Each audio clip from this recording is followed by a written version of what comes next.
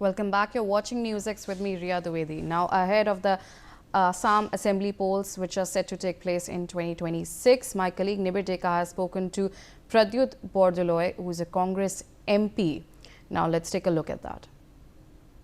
Well, 2026 has just begun. A new year, new hope, new aspirations. And with that has begun the Assam Legislative Assembly elections preparations, because we are having elections just within 3-4 months, and all the parties are now already on ground doing their groundwork about the upcoming elections. With us joining is a very special guest today. He has been an MLA since 1998, been part of the government from 2001 to 2015 as minister, 3 times minister under the UPA government led by late Tarun Gogoi, Chief Minister of Assam, and now he is a part of the opposition as MP of one of the biggest constituencies of Assam, Nagaon constituency to be precise. Sir, Pradyut Bordoloi sir joining with us. Thank you, sir, for giving us some Well, time. I'm very delighted to have you here. Sir, I was in my nappies probably when you were already in the assembly, and it's been a long journey, 1998 to 2026 now. You have seen elections from the winning perspective where you were part of the government. You were seeing elections from the opposition now in the last few years. 2026, we are just about to have the elections again. What is the mood that you have picked? We have seen your photographs of visiting different constituencies, and you are going on the ground. So what have you picked up so far? No, Nibir, actually 2026 will be very important for the democracy, for the state to have a corruption-free, a progressive state where the society is not divided or polarized on the basis of religion only. Because it's very unfortunate that since 2016, when BJP for the first time came to Assam and they could form the government, see their magic wand of forming government is this stiff polarization. And then they thrive on this kind of religious polarization in Assam. But then I personally believe that religious polarization must have helped BJP in forming government. But I believe that everything has got an expiry date. Because like medicine, the same narrative, same thing that they have been harping will not see them through this time in 2026, only because, see, they have created a kind of smoke screen. Smoke screen in a sense that smoke screen of mobilizing votes. They've divided the entire canvas of Assam into 2 blocks. One is a Muslim block, a smaller block that is, and they have tried to consolidate the non-Muslim bloc. If the population, as per last census, the population, say Muslim population in Assam, of course, we have to say that the Muslims constitute the largest percentage of population as minority. As minority, right? And so this kind of population figure, it is coming quite handy for them, because when you try to project the Muslims as enemy of the people, of the bigger bloc, and if they are very visible, if Chief Minister is saying that Assam's minority Muslim population is now almost touching 40%, if it's 40%, then they have been able to project the Muslims as the enemy of the people, which are very visible. You mean to say othering of the Muslims have been happening? Yeah, visible in a sense. When you try to use the Muslims as a punching bag, when you have visible enemy, this kind of religious minority, religious polarization can work. But at the same time, continuously for 10 years, that BJP is, in power, especially after the present Chief Minister, Himanta Biswa Sarma, my erstwhile colleague actually, we were together. So he is, why I say it is a smoke screen. Behind the smoke screen, he's got a one agenda to basically polarization is a smoke screen, but behind the smoke screen, he is one agenda to develop and consolidate the personal wealth of he and his family, and uh, exploiting the emotions of the people. He has been trying to evict people, the indigenous people or local people, and then vacating the land for the benefit of, say, Ambani or Adani or this kind of thing. Right, right. So if you see the personal wealth of the present government, the ministers, including the chief minister, is growing leaps and bounds, Right. because they also have, the chief minister has also institutionalized a parallel economy, which is known as syndicate economy in Right. Assam.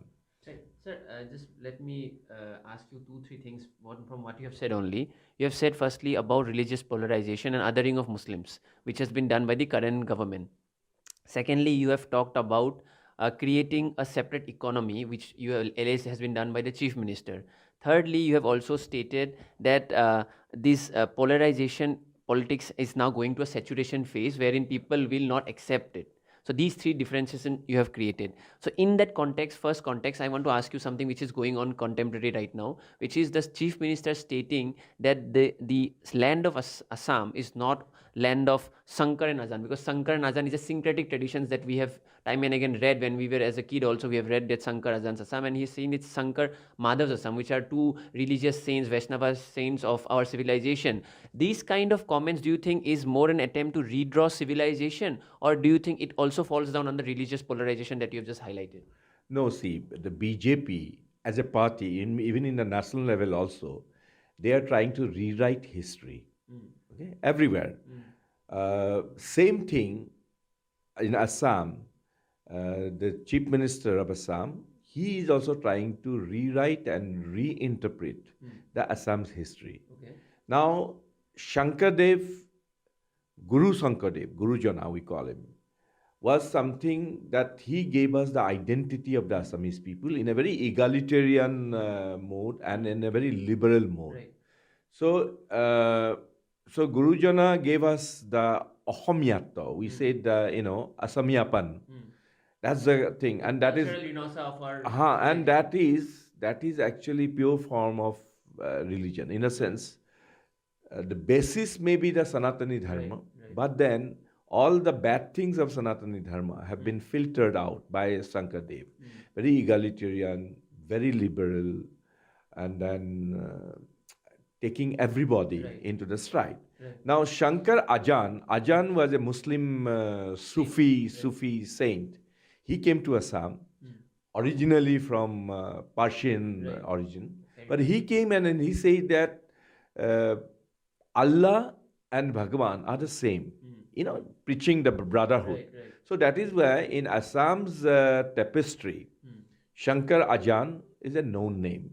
Similarly, we all know that in Assam's history, the Ahom kings, there had been repeated attempts to subjugate Assam by the Mughals, Right. and then every time the Assam's Ahom dynasty, Ahom kings, Right. they repulsed as many as 17 invasions. times. Yeah. But then the most known, famous, and colossus of a army general was Lasit Barphukan. So in our history, in our traditions, in our, everywhere actually, that Lasit Barphukan, when he defeated Aurangzeb's army, he had a very able lieutenant, the guerrilla warfare head. He was known as a Bagh Hajaria. Bagh means tiger. Yeah. His real name was Siddiqui, Yusuf Siddiqui. Now the chief minister also questions his identity. Exactly. He says that there is no character like thing. Right. Because when we give credit, we worship Lasit Barphukan is the most valiant Ahom general who actually repulsed attacks after attacks by the Mughals. Right. And Mughal army was led by Ram Singh, a Rajasthani Rajput, a Hindu. And Lachit Borphukan was aided by an able lieutenant called Yusuf, whatever, Yusuf, but he was known as Bagh Hazarika. His title was Hazarika. Hazarika means a leader, of 1,000 soldiers. And he was a guerrilla warfare team, and he aided Lachit Borphukan. Now, Himanta Biswa Sarma is very selectively saying that there is no character like Bagh Hazarika, defying the history, or rewriting the history. So that's why that is a part of their. And we also have to visit what Prime Minister Narendra Modi just recently said in Guwahati, when he said that it is Gopinath Bordoloi that the Congress has forgotten, and it is the BJP who has given him the Bharat Ratna, promoting Gopinath Bordoloi, and also how Gopinath Bordoloi was opposed to the formation of taking Assam into East Pakistan, but that Congress has forgotten those ideals. How do you also respond to that? He, Mr. Narendra Modi, as you know, he is also quite infamous, rather, hijacking the Congress characters. He has done it in the national perspective, say Sardar Vallabhbhai Patel. Sardar Vallabhbhai Patel was an associate of Mahatma Gandhi, Jawaharlal Nehru. They were all colleagues. The same Sardar Patel, he hijacked it. He took away Sardar Patel, trying to portray that Sardar Patel was something, independent of Congress. Same thing he is trying to do. Late Gopinath Bordoloi. Actually, we are in the same family tree. Yeah. And then late Gopinath Bordoloi was such a powerful leader. Right. He led the movement, freedom movement, along with his associates and colleagues. And then when he formed the government in 1938, he was known, before independence, he was known the Prime Minister of Assam. Right. And subsequently, when the constitution was enacted, after independence, he became the chief minister. Right.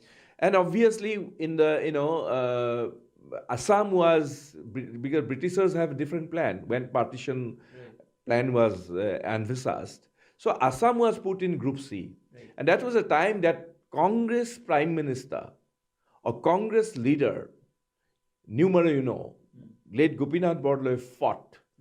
And the Congress party, even High Command, they had some kind of ideas that he told them that, look, Assam is different. Right. You cannot club it with thing. Yeah. But that was a part of inner democracy within the Congress party. And it was, Gopinath Bordoloi had always been heart and soul, has been a Congress leader. That is what I want to ask you. Gopinath Bordoloi had sent two of his trusted aides, Bijay Bhagawati and Mohendra Mohan Chaudhary, to meet Gandhiji. Yes. And Gandhiji talked about supported. That shows the internal democracy or internal liberal aspect of the Congress party. But do you think that is still present there in today's Congress party? Because I have to play the devil's advocate here. There are a lot of allegations which highlight that the party has been electing people without proper elections. Even when you talk about the Assam Congress President Sri Gaurav Gogoi, even the national president, these allegations are made by the BJP. I am just asking them to you. So do you think that is relevant right now as in the current context? Nibir, I want to ask you a pointed question. Was there any election the BJP to select or elect their president? But remember, the organization election that we had, Indian National Congress, the present president, Kharge, was contested by Shashi Tharoor. This kind of democracy, this kind of very healthy democracy, is it prevalent? They have appointed some working president, some guy called Nitin Naveen or somebody from Bihar. Yeah. Was there any election? There is no democracy at all in BJP. Whereas in Congress, there has always been democracy. Let me tell you this. And then you try to reinterpret and rewrite history, mutilate the history, and that is your favorite pastime. And always try to pursue your polarization politics, to divide people on the basis of religion, and persecute one section of people against others. And this kind of politics, people are fed up because Assam has been very liberal state. Now let's come to Assam before we close this interview. Is that 2026, we have the assembly elections. It's a very highly contested elections this time. The BJP is already, they have started their own campaign. They have their own allies. The Congress also has their own allies. You have been extensively, we have seen all you and all the senior leaders of your party going on their different constituencies, doing their own homework, groundwork. What is your expectations out of this elections? See, we are trying to articulate the aspirations of the people. Right. For example, I am the chairman of the manifesto committee. We are drawing up a manifesto, but manifesto is being prepared not inside the drawing room. Okay. We have called it as an exercise to prepare the people's manifesto. And Assam is such a diverse state, different castes, communities, ethnic Country groups. within a country. Yes. And so we are listening. We launched our consultation process on the 6th of December. And it is now third phase of the consultation is underway. And, entire Congress top leadership of Assam have been divided into 5 groups. And all these 5 groups are fanning out to every nook and corner meeting. Can you believe it? We have so far consulted nearly 1,000 groups and individuals. We have gone to their These places. 1,000 groups, are they from, like, what kind of communities that you? Different caste communities, different, not only caste communities or ethnicity, or we are listening to everybody. In fact, there are organizations who have been fighting for their identity. Right. They may not actually at par with our ideology, but different stakeholders of economics, manufacturing, service sector, trade, commerce, or social or cultural organizations who really pursue their own things. We are consulting. How do you put in the alliance partners arithmetic? Your president has already stated that they want to, the Congress party wishes to contest 100 seats out of the 126 assembly seats. This has made the other parties of your alliance partners, they felt uneasy. Like, how do you settle? No, see, it is a kind of a rough benchmark. I'm not saying that, Right. and I'm very sure that when our president says, not that it is a watershed, like Patthar ka lakir, Obviously there will be thing, but this is a rough benchmark, he has said. And obviously Congress is, see, if the alliance has to take place, I'm sure it will, but alliance has to be led by the Congress party. Because Big brother? No, I'm not saying big brother. We have respect. We will give not only respect, we will give status. We are very polite, and then we will give them due recognition. Everybody. I visited your constituency recently, and I stayed there for 2-3 days. Which one? Nagaon constituency. I'm talking about the MP, matlab, Lok Sabha constituency. So, Lok Sabha constituency, I visited places like Dhing, Moirabari, Lahori Ghat, and all those places. And these are minority-dominated places when we talk about Muslim population. And there is a growing resentment towards the Congress in those places where I have visited some of them, where they have stated that the higher leadership has not been able to take a stand, and they are looking for alternatives. Do you think there is this kind of sentiment? How as a party do you address those sentiments? No, see, in a very highly surcharged atmosphere, it is very natural that the affected people who are actually being persecuted or who are being targeted by the BJP government, they obviously are very sensitive and they look up to the Congress party. It may also be possible that some of our local leaders may not have been able to articulate or stand by them. But this is not a Congress party as a whole. We have taken up various things. We cannot allow very systematic persecution of the minorities. Right. Not only minorities, we have to give the equal, everybody should be treated equally. And the genuine people, I'm not talking about foreigners. If some foreigner is there, obviously under the rules or act of the day, they have to be deported. They have no place in Assam. Right. But if you target only because one is a Muslim who has been out and out as Indian citizen, and if you castigate and insult and try to subjugate them through coercive means, Congress party will never tolerate. Lastly, what is your closing remarks for the upcoming elections?